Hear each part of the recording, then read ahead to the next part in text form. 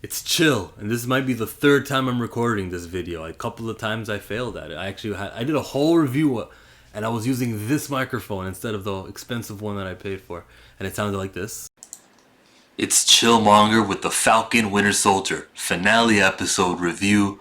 And we're not doing that again. So, episode begins. It's a lockdown in New York. An effective lockdown because there's a whole lot of people on the street with guns who were going to keep people and the threat inside. I wish we would have done that with COVID because I would have taken 1 week of that rather than a whole year of you gotta wear your mask, gotta get the vaccine, you gotta just lock down. Come on now.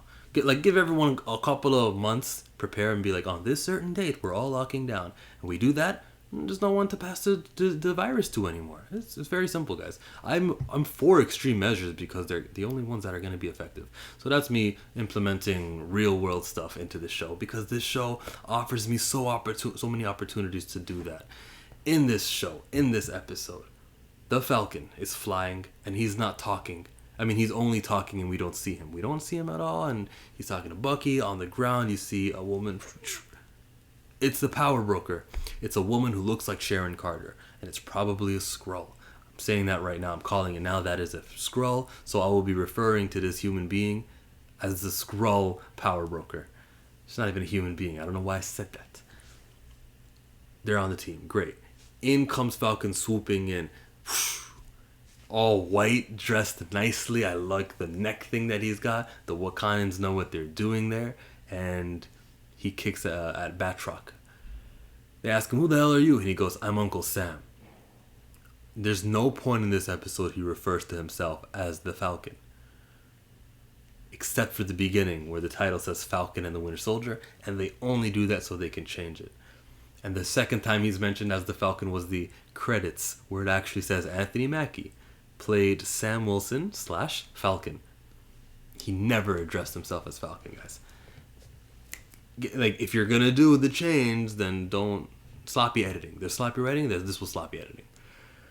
Up in the building, he fights Batroc the Leaper. In there, he's fighting, and a bunch of chairs are falling down the same way in the WWE in the backstage. A bunch of metal rods fall just because they make a lot of sound effects, and it looks chaotic when things go flying.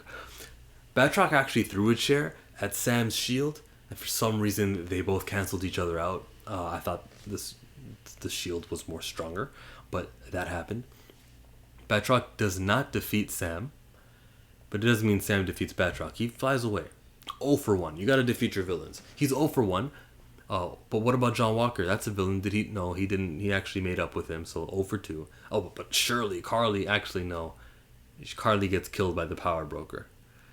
This guy went 0 for 3 with killing villains. But he killed that last speech, though, so I just need my superheroes to win their fights and be, super and heroic.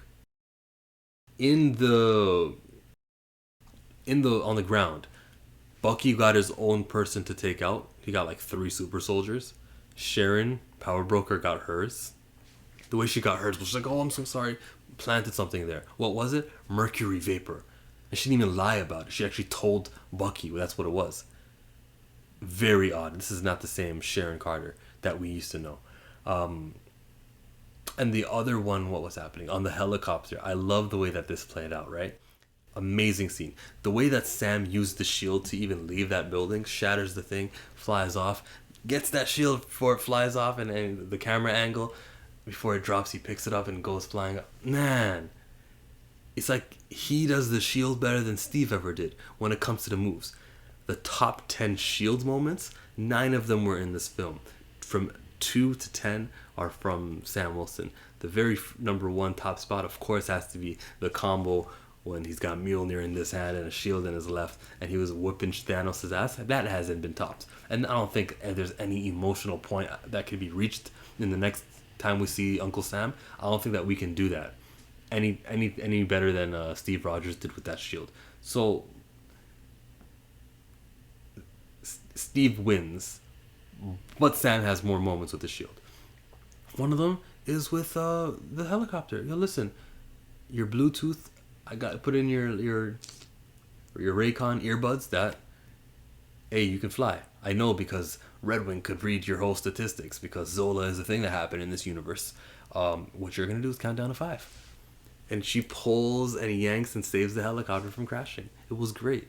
The only problem with the scene was when Falcon was flying against the water and water splashed on the camera lens. That took me right out of the movie. I was watching something, invested, and then you reminded me that it was fake. You guys broke kayfabe in the middle of your show. Don't ever do that. Reshoot.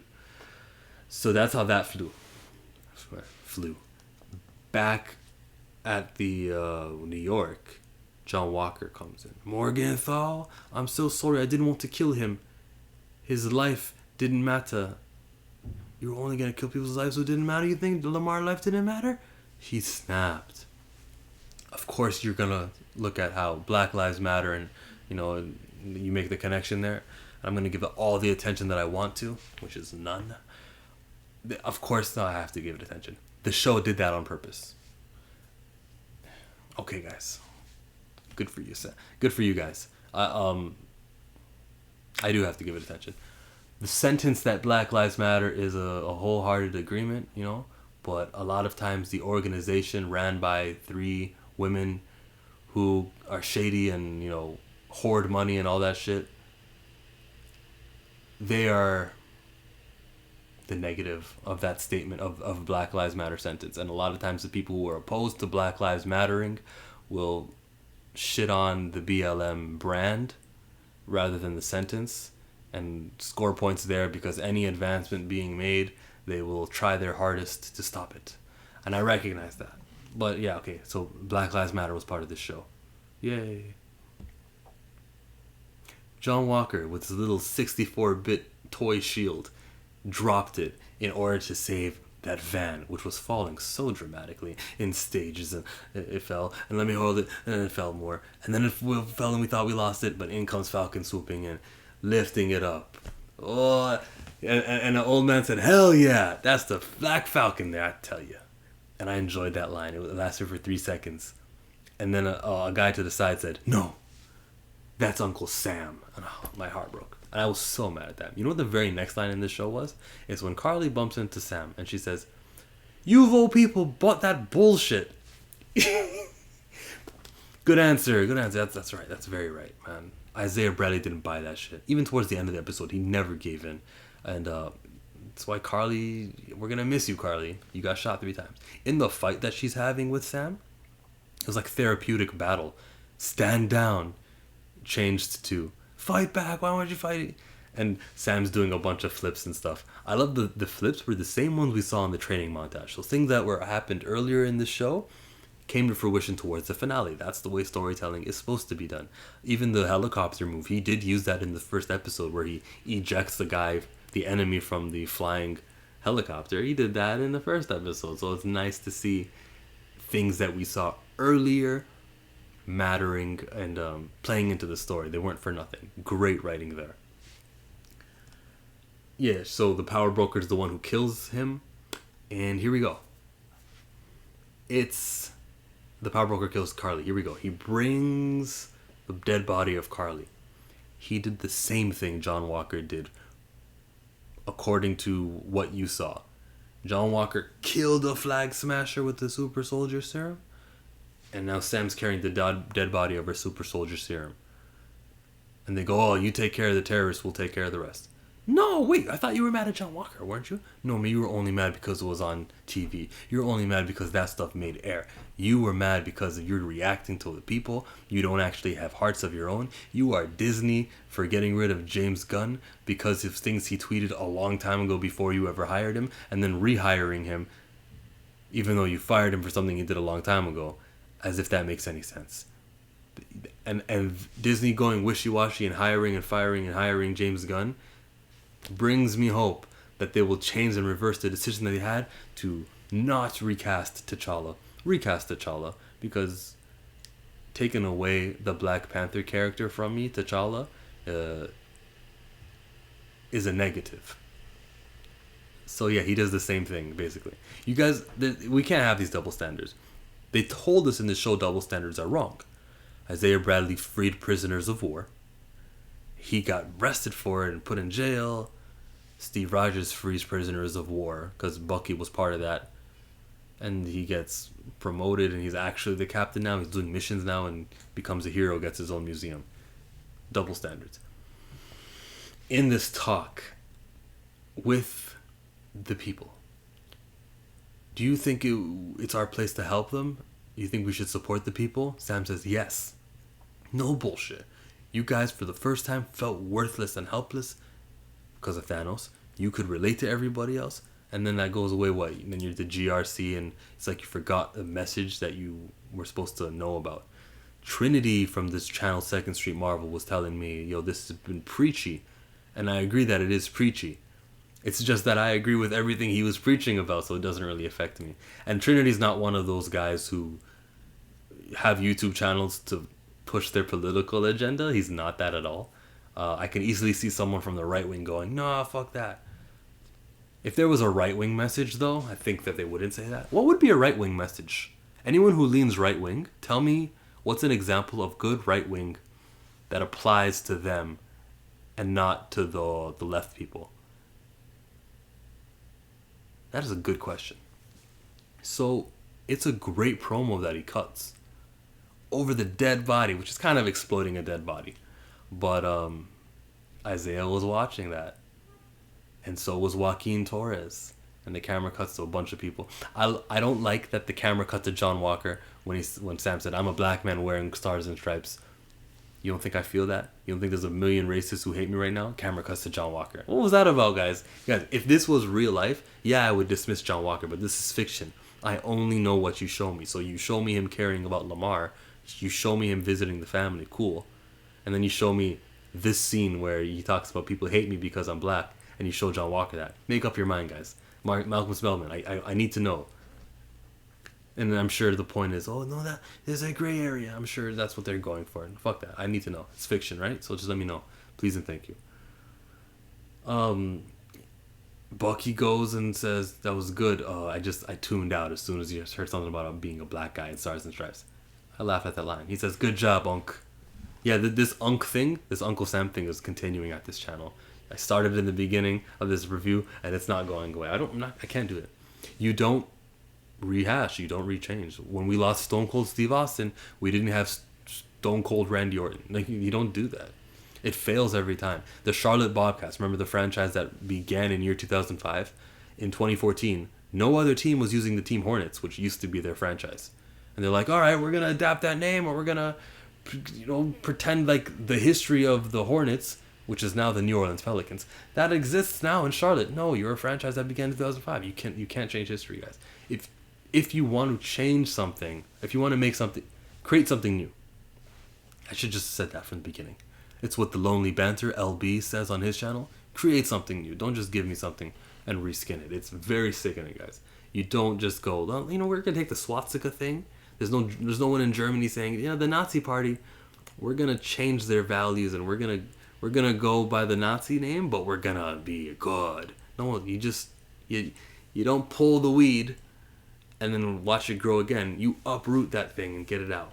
Create something new. So that's the way I take it. You guys saw the video I did yesterday, hopefully talking about it, because bullshit. A lot of sloppy writing in this, including the way that the show ends saying Captain America and the Winter Soldier, when the last time we see Bucky, he's making amends. He's over talking to Yuri. He says, no, he didn't say I. He actually said, your son died. He was murdered by the Winter Soldier. That was me. So he separates himself from the title Winter Soldier. He does that. Don't end the show saying Uncle Sam and the Winter Soldier. He is James Buchanan Barnes. That's his name, guys. He dropped the Winter Soldier thing. Be respectful. The amends that Sam makes with the guys in Baltimore, answers the door, it's Eli. It's the Black Falcon. I love that Black Falcon joke. I love that joke. Isaiah's there. Yo, we're going to take you to the museum. And there's a big statue that's erected. I did use that word correctly. Statues get erected. And the word is on the side saying his name. Now, no one will ever forget what you did for this country. Isaiah, man, shaking and shivering and loving it. Sorry, didn't you just dox yourself? Isn't that the whole point of why you didn't want to come out? Because they would come and kill you? Isn't that what they did? Maybe Sam is saying, okay, but he's dead. Maybe Sam went to the museum and he said, guys, there's this guy named Isaiah Bradley, and you need to do a statue about him. And they're like, wait, how? How do you know this? I just know this, trust me.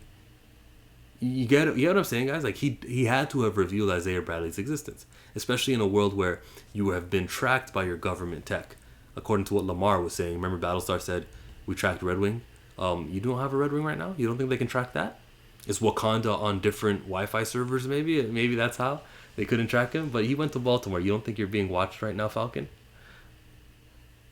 I don't think he should have doxed Isaiah. Wait for Isaiah to die, then tell that story, just so no one comes killing him. Maybe that's the beginning of the new plot of the next time we see Sam in whatever show or film it might be rumored to be. Maybe, somebody killed Isaiah Bradley. Fuck, we gotta kill him. That'd be a great plot for a new episode. And it's all my fault. I can't believe I let it out. I let it be known that there was a super soldier who was black and this and that. Yeah. There's an end credit scene. Before I get to that, John Walker. His woman is talking to Val. Now, his woman has straight hair. First time we see her in episode 2, meeting him in the locker room, straight hair. He does all his missions as John Walker, Captain America. He comes back as dishonorably discharged, straight hair. His broken arm gets healed, however long that takes, and this is the next time we see her, straight hair. Black viewers are going to see what I'm going for by bringing attention to that. But the wife of John Walker is talking to Val, changing as John, is all black. She says, you are the U.S. agents. Great branding. She also said that she wasn't the one who killed the super soldiers. The super soldiers were all arrested because Sam or Bucky and John Walker had the app and said, come outside, and got them. When they're being put away in the van, the dude says, one world, one people. It was interesting to me, but the van blew up, which made me think, did they want to die? But very cartoonishly, there was a detonator in this guy. It was the butler who did it, put it inside his sleeve, so we know it's Zemo's people. And the radio showed Zemo smiling at the radio. Should Zemo have a radio? Yes and no. He should have a radio, but the raft gets to choose what stations he can listen to, just so no one's sending him messages through broadcast and stuff. Because he escaped one prison. You don't play around with that guy. He might just be too dangerous to even have a radio. That's Zemo's story wrapped up. Until the next time, he's still alive. That's everyone's story wrapped up. Now, Sam called in a favor. The power broker is free. And returned to the same position that Sharon Carter used to have. Power broker makes a phone call. Again, with these phone calls, guys, everything's tapped. But goes, we just have access to now all of the codes. Ooh, who is she talking to? Who is this other person? Is it the character in Captain Marvel who Carol chased in the subway but got away? Is that the Skrull who just took over and is now the power broker, dressed as Sharon Carter? I bet when Sharon Carter did the face swap thing, remember from the tech from Winter Soldier, I bet it wasn't even that tech. It was just a Skrull being a Skrull doing shapeshifting. That's the review of this.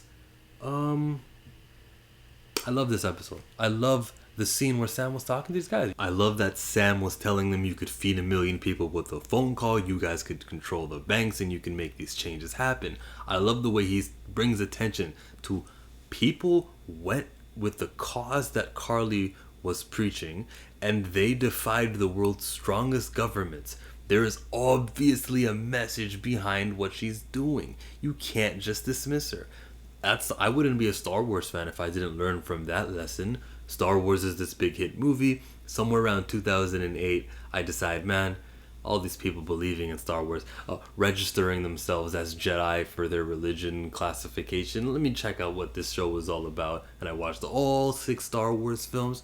And I go, this is the best thing ever. You can't just dismiss a whole bunch of people who ascribe to a philosophy just because you disagree with it. And that runs for politics too. 74 million people voted for professional idiot Donald J. Trump. Can I be mad at all 74 million? Sure I can. Wouldn't it be more smarter if I could actually see what they're going for? Maybe they like this no bullshit mentality. Maybe they like the fake news stuff because they do actually feel like they're in a world where everything being broadcasted to them from a lens, aside from the Chillmonger YouTube channel, is absolutely artificial. And that's true. It is. And it leans left. And there are people trying their best to push left wing stuff in their entertainment, which is true. It happened all over this episode if we're not ignoring it. Beginning of Sam's talk, he says we use words like terrorist, words like thug. What? When was thug ever used in this 6 episode show? It wasn't. You didn't need to slip that one in there. And that's the left leaning stuff seeping into our entertainment. Again, we can't just dismiss everybody for like earlier with Carly. Everyone believed in Carly's cause, guys. What Sam was saying was very, very meaningful to me. It hit very hard.